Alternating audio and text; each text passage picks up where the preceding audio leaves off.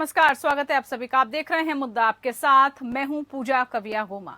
भारत की ओर से आयोजित अफगानिस्तान पर अपनी तरह की पहली क्षेत्रीय वार्ता में भाग लेने के लिए रूस, ईरान और सभी 5 मध्य एशियाई देशों के साथ सुरक्षा अधिकारी मंगलवार को दिल्ली पहुंचे।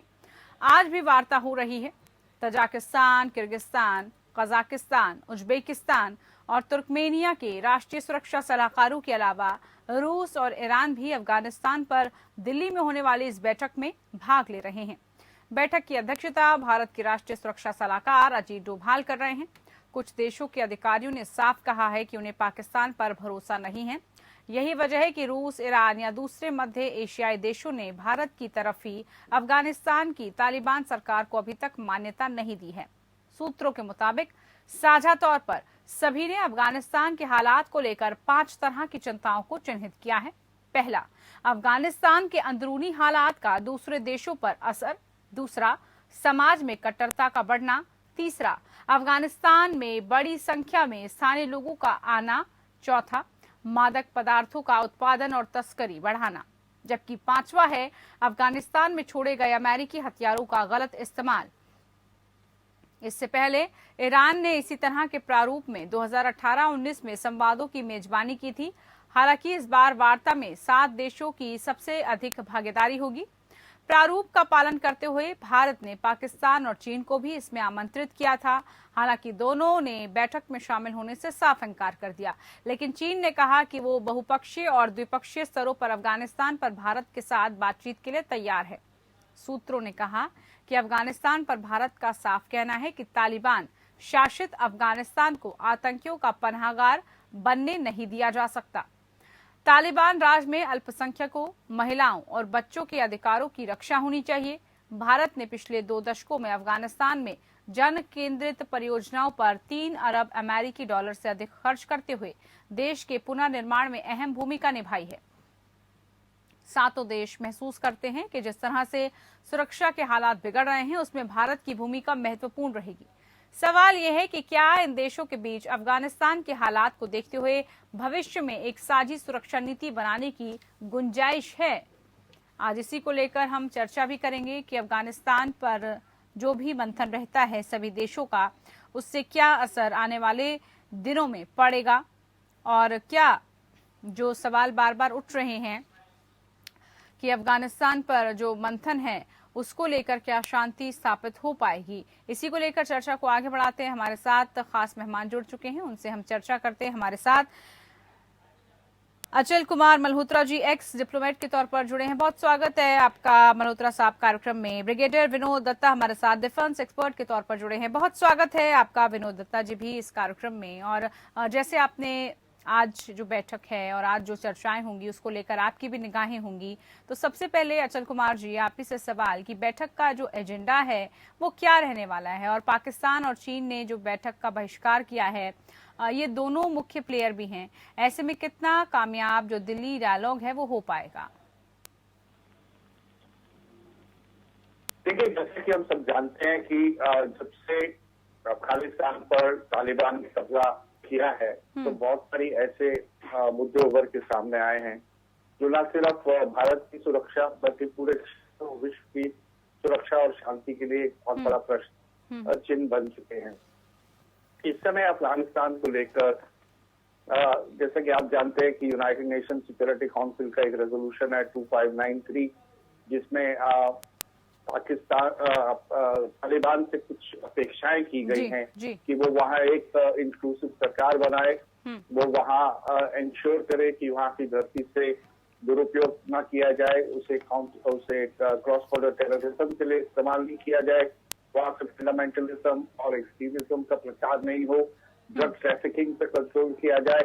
सबसे बड़ी बात है ह्यूमैनिटेरियन असिस्टेंस, ये एक इक्विटेबल तरीके से प्रॉपरली ऐसा इंतजाम हो सके कि जिससे ह्यूमैनिटेरियन असिस्टेंस जिसकी बहुत ज्यादा जरूरत है उसे आम अफगानी तक पहुंचाने का इंतजाम किया जा सके। वहाँ की महिलाओं और बच्चों के जो ह्यूमन राइट्स है उनको लेके चिंता है। तो ये बहुत सारे ऐसे मुद्दे हैं, लेकिन जहाँ तक इस मीटिंग का सवाल है तो मुझे लगता है कि ये सबसे ज्यादा सुरक्षा से संबंधित मुद्दों पे ही फोकस करने वाले हैं। और वो मुद्दे ये हैं कि किस तरह से ये इंश्योर किया जाए कि वहाँ से जो है क्रॉस बॉर्डर टेररिज्म को बढ़ावा नहीं मिले, एक्सट्रीमिज्म और ये जो बाकी फंडामेंटलिज्म है इसका जो है बाकी क्षेत्र के दूसरे हिस्सों में ये आइडियोलॉजीज का प्रचार नहीं हो, नारकोटिक्स है, तो इन सब चीजों को लेकर एक जो है अभी अफगानिस्तान की स्थिति है उसका एक जायजा लिया जाएगा और देखा जाएगा कि इसमें क्या आपस में सहमति बन पाती है, क्या कंसेंसस है, क्या कन्वर्जेंस ऑफ ओपिनियन है या नहीं है, और है तो आने वाले वक्त में अफगानिस्तान को लेकर एक कौन सी ऐसी एक आप स्ट्रैटेजी कह लीजिए जिसका एक वो किया जाए, डेवलप की जाए, जिससे इस सिचुएशन को हैंडल किया जाए। मुझे नहीं लगता कि इस समय अफगानिस्तान की मान्यता के बारे में बात की जाएगी या फिर कैसे अफगानिस्तान तालिबान को इंगेज करना है उसके बारे में भी बात नहीं की जाएगी, क्योंकि हमने अफगानिस्तान में तालिबान के किसी भी रिप्रेजेंटेटिव को इस मीटिंग में इन्वाइट नहीं किया है। आपसे एक दूसरा मुद्दा उठाया था कि पाकिस्तान नहीं आ रहा, इसमें चाइना नहीं आ रहा। देखिए, पाकिस्तान का जहां तक सवाल है, दुख की बात है वो नहीं आ रहे, लेकिन इसमें कोई हैरान होने वाली बात नहीं है, क्योंकि पाकिस्तान किसी भी ऐसे इनिशिएटिव का हिस्सा नहीं बनना चाहेगा जो भारत ले रहा है अफगानिस्तान को लेके। वो वहाँ की सिचुएशन को मोनोपोलाइज करना चाहता है। हम वहाँ स्टेबिलिटी और सिक्योरिटी और शांति चाहते हैं। पाकिस्तान चाहता है कि अफगानिस्तान इसी तरह चलता रहे और उसके चलते पाकिस्तान उसका फायदा उठाता है। बिल्कुल, क्योंकि अगर पाकिस्तान की मंशा अगर पूरी हुई तो फिर पूरे जहां में कैसे शांति अपील हो पाएगी, जिसके लिए भारत लगातार कोशिश कर रहा है। लेकिन क्या आपको लगता है ब्रिगेडियर साहब, कश्मीर में आतंकवाद के तार भी अब अफगानिस्तान से जुड़ते दिख रहे हैं, ऐसे में पाकिस्तान की किस तरह से घेराबंदी जरूरी है, क्योंकि वो बार बार इस तरीके की बैठकों में आने से मना करता है और मंशा हम सबको पता है, लेकिन कैसे जरूरी है कि पाकिस्तान की घेराबंदी की जा सके?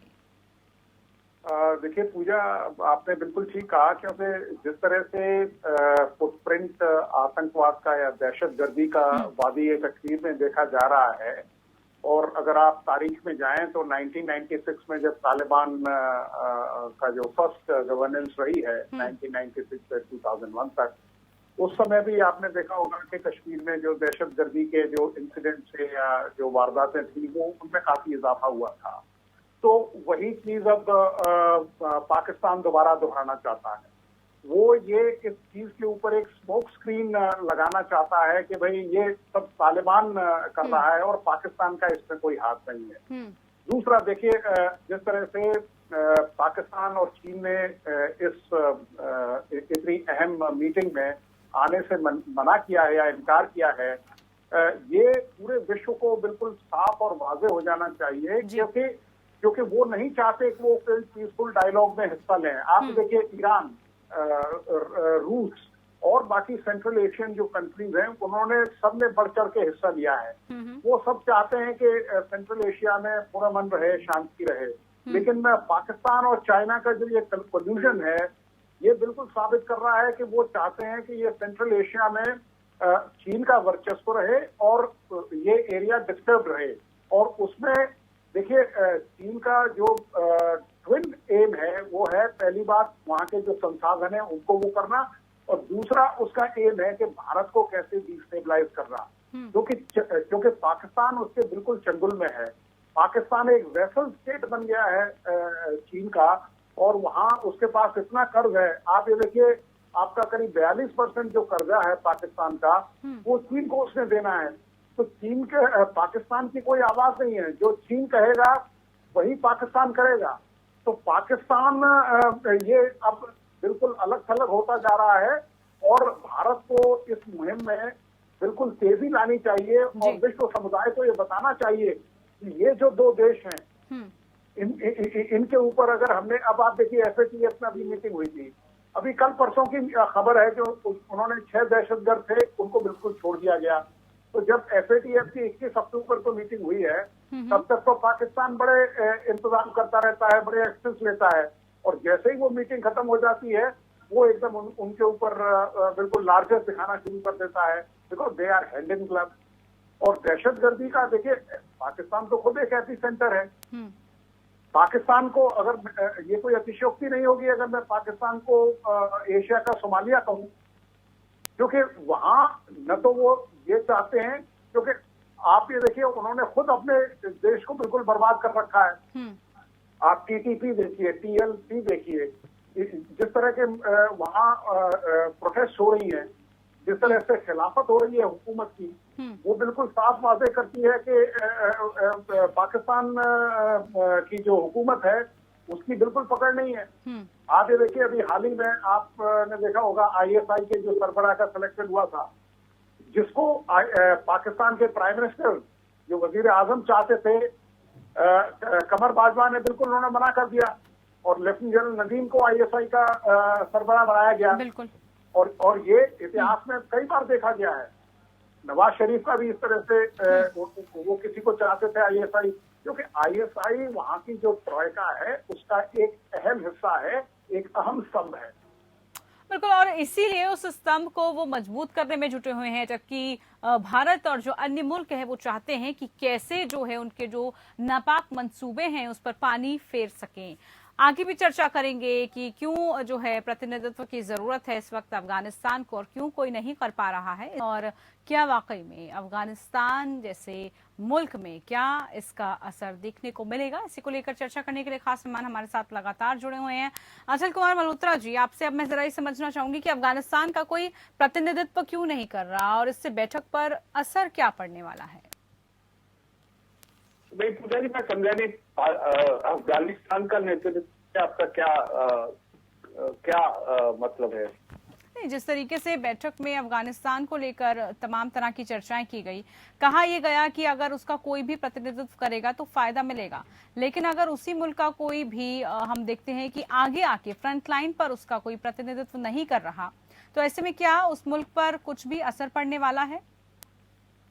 देखिए, जहां तक भारत में हो रही इस बैठक की बात है, तो हमने तो एक कॉन्शियस डिसीजन लिया है कि अफगानिस्तान के किसी रिप्रेजेंटेटिव को इनवाइट नहीं करेंगे। बहुत सारी उसके कारण हैं। एक तो यही कि तालिबान में जो है एकजुटता नहीं है और वहां पे भी बहुत सारे फैक्शंस हैं, कोई क्लैरिटी नहीं है कि किससे डील किया जाए, किसको इंगेज किया जाए।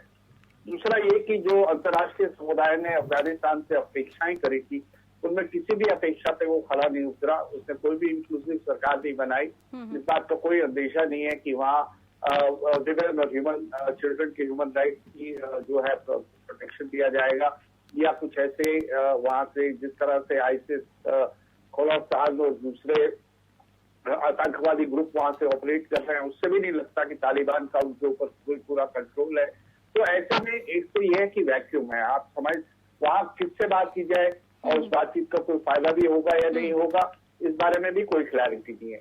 दूसरा ये है कि अफगानिस्तान की जो मौजूदा हालात है उसको लेके इस समय बहुत सारी पैरेलल प्रोसेसेस चल रही हैं। अभी हाल ही में मॉस्को फॉर्मेट की टॉक्स हुई।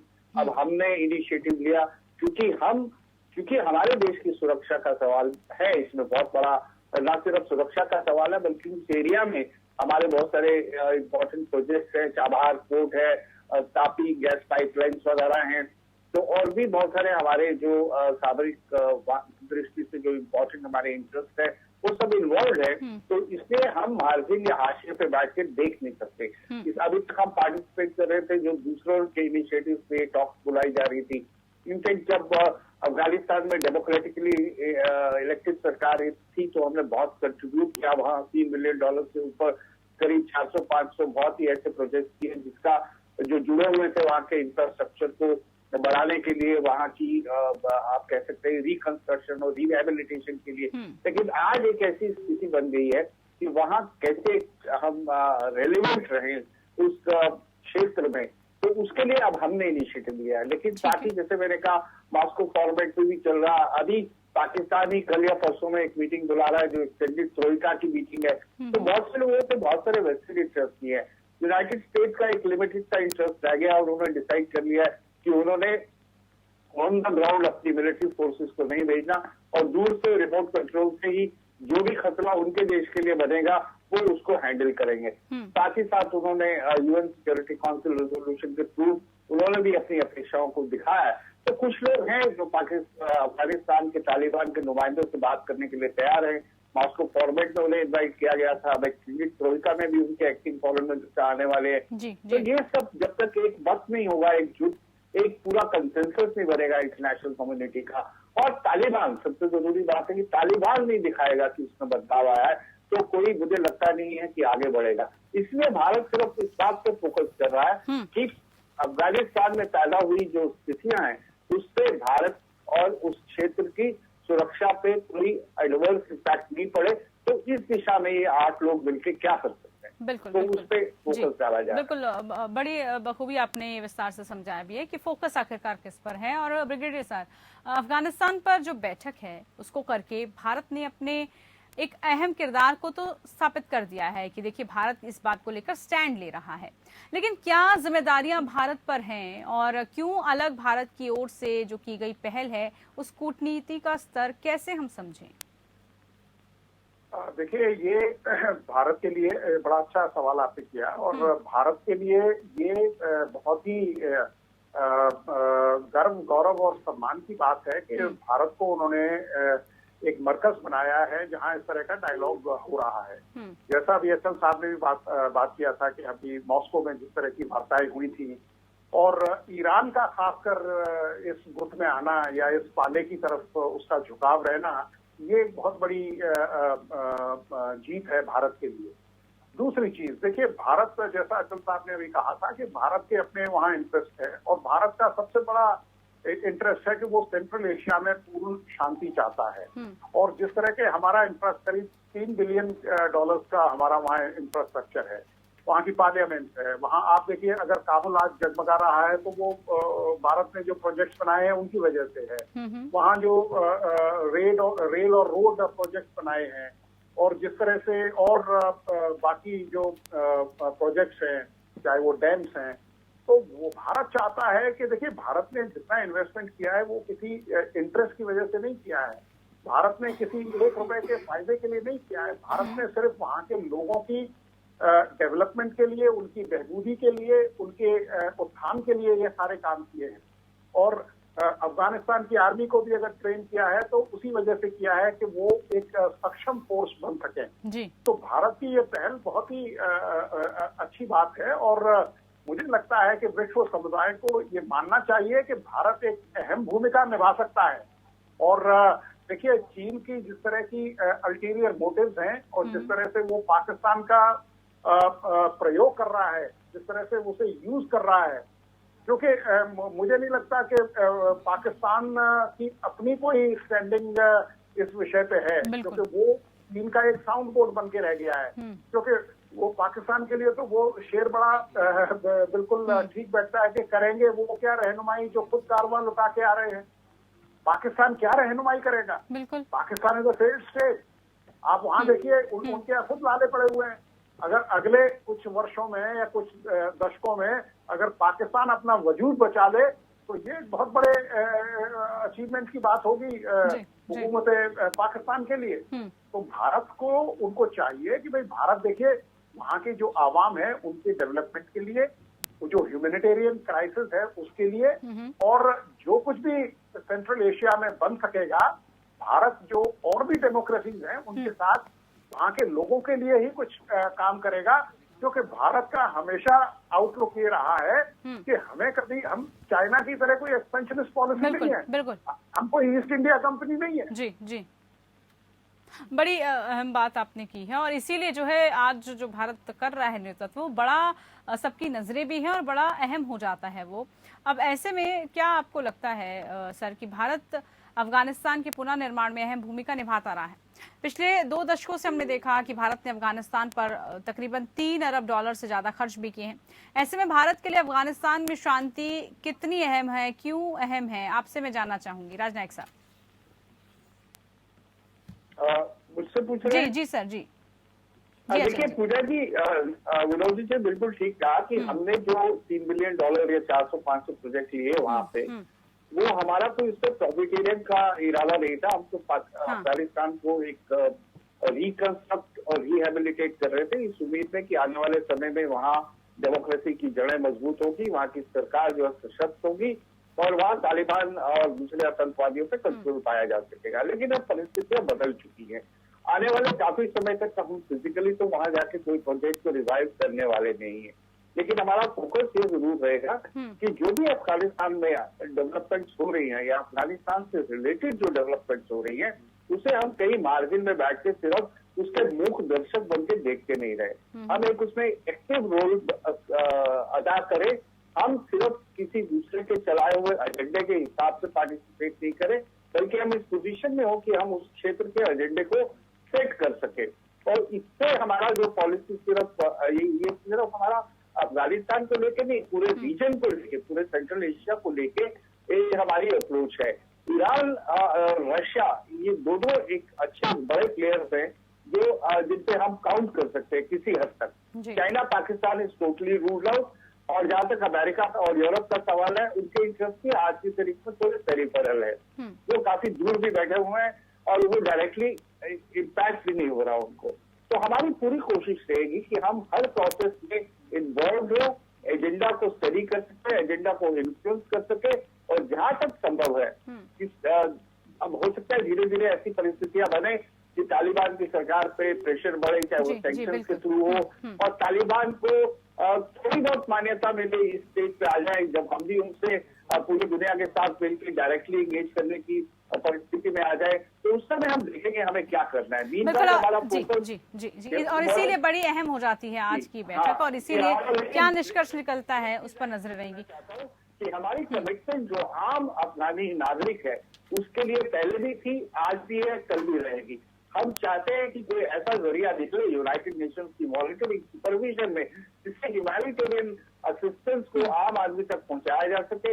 ऐसा नहीं हो कि तालिबान उससे कॉर्नर कर ले और उसका जो है एक अपनी मर्जी से उसका इस्तेमाल करे। इसे इक्विटेबल डिस्ट्रीब्यूशन का जब वो बन जाएगा माहौल, तो हम आगे बढ़कर जरूर मदद करेंगे। बिल्कुल, और इसी उम्मीद के साथ आज की महत्वपूर्ण बैठक भी नजर आ रही है, और इसीलिए सबका जो फोकस है वो भारत पर भी है। बहुत शुक्रिया आप दोनों खास मेहमानों का, आप हमारे साथ जुड़े, विस्तार से चर्चा की हमने कि भारत के लिए अफगानिस्तान में शांति कितनी महत्वपूर्ण है, कितनी अहम है, और क्या आज की इस बैठक के बाद कोई भारत का जो रोल है और महत्वपूर्ण इस देश के प्रति हो जाएगा। फिलहाल के लिए खास पेशकश में इतना ही। रही हमारे साथ, नमस्कार।